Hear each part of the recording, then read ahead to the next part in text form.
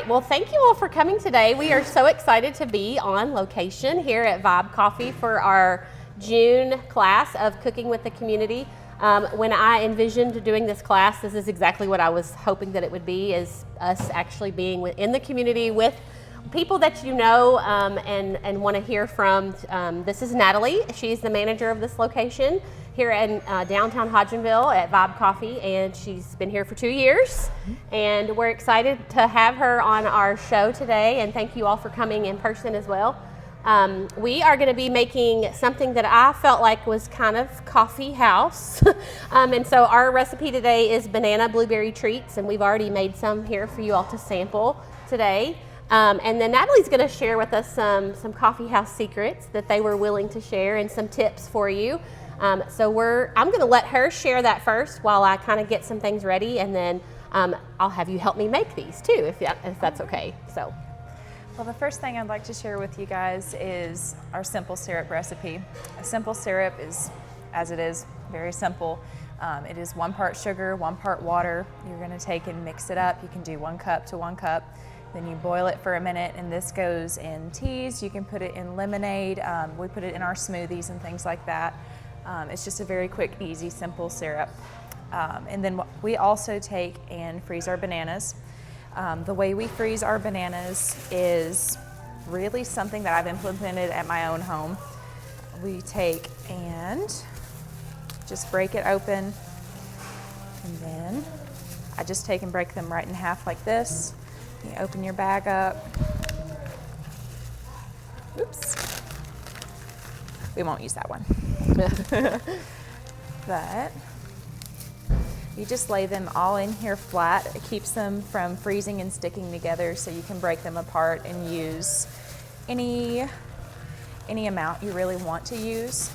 We use them in our smoothies. At home, I'll take and thaw them out a bit, and I put them in banana bread and such things like this. I put them in muffins and all those good things. You just want to make sure that you're laying them in here nice and flat. Don't overload the bag, but bags are expensive, so you want to get it stuffed in there as much as possible. Then you just pretty much freeze them flat so that they don't all gum up together. I'm sorry? Oh, they last and last. With being frozen, I'd say a good 3 to 6 months. I've never had any issues with them going bad or tasting funny or anything like that.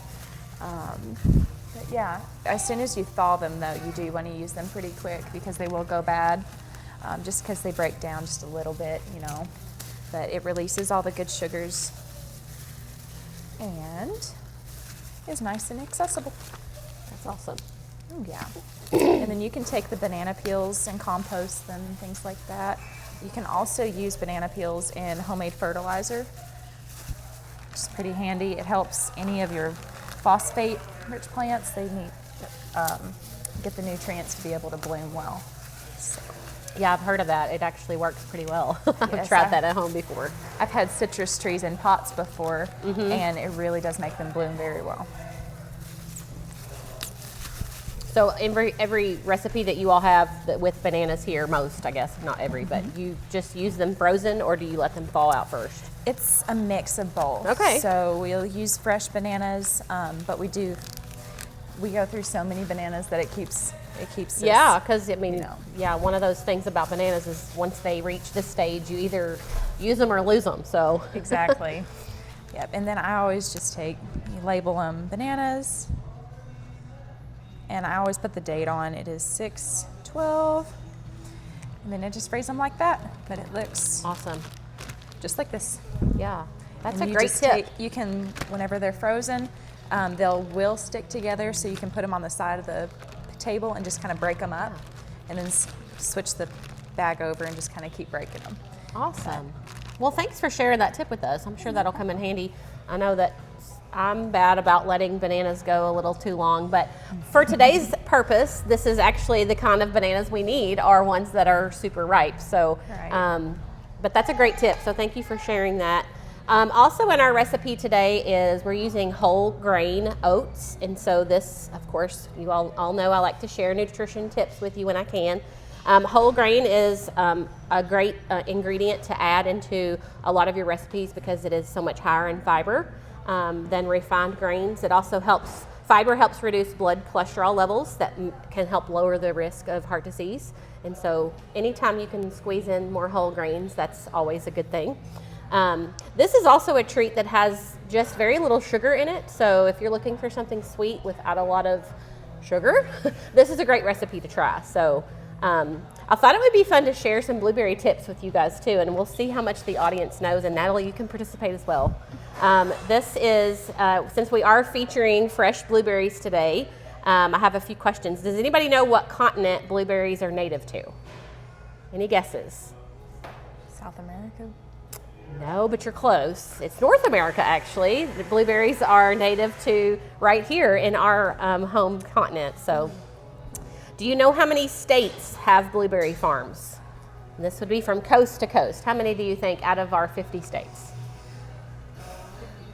50? You're not too far off. 38 actually have blueberry farms from coast to coast. And then how many pounds of blueberries do you think are grown in North America each year? This is like one of those questions that you could probably never guess, but how many, do you all have any guesses? Pounds of blueberries. 1 billion. 1 billion pounds of blueberries. And then billion. So yeah, a lot. With a B, yes. Billion with a B. And then now these are some that you actually might know the answer to. What month do you feel like is National Blueberry Month? It's actually July because that's when North America's harvest is at its peak. But around here in Kentucky, and I actually brought some Kentucky blueberry facts on cards. If you're interested in taking those home, you're welcome to grab those. We do start seeing blueberries come into season in June around here. But nationally, it's July. And then this was an interesting fact to me. How do you know a blueberry is at its freshest? Do you know what to look for? Anybody? Close? Yep, it's the silvery bloom on the skin. So if you're looking for that shininess, and I actually could kind of see that on these. These were picked fresh, and so you can kind of see that they almost look like a foggy covering on there, but it's like silvery sheen on there. So that's what you're looking for to look for the freshest blueberries. So thought that would be fun to share some facts with you guys today. We are going to go ahead and get started and whipping these up. These are a very quick and easy recipe and it doesn't require a lot of ingredients. As you can see, we've already made some for you all so that you could try them while you're here. But we're going to have some more to fix after we do this. So Natalie, I'm going to have you mash our banana for us. All right. This recipe calls for 1 mashed banana, and I brought 2, but we only need 1 of those. And I don't know what your all's method is here at the coffee shop, but I always just use a fork. So forks you can't get, there's no special tool you have to have for mashed bananas. After we get the banana mashed, we are going to be adding in 1/3 cup of oil, 1/2 cup of sugar, and 1/2 cup of oats. And so we're going to be mixing all that together. And also vanilla and cinnamon. We're going to be mixing that in there too. So this kind of creates like it's not really a dough, it's more like a batter, but we're going to be baking these. Our recipe, and you all are welcome to take a copy of the recipe with you. It's in our calendar for 2026. It's June's recipe. It actually calls them tops. So if you want to think of it as like a muffin top. So they're really not a cookie, they're really not a muffin, so I guess they're somewhere in between. So yeah, we're just mashing this banana here in our mixing bowl, and I'm going to go ahead and add in, that looks pretty good. This is they're going to bake, so we're going to go ahead and add in our oil, which I already pre-measured for us. That's 1/3 cup. And also going in is the sugar. If you want to measure out our vanilla, we're going to do a teaspoon, and I usually just use the cap of the bottle. It's about a teaspoon.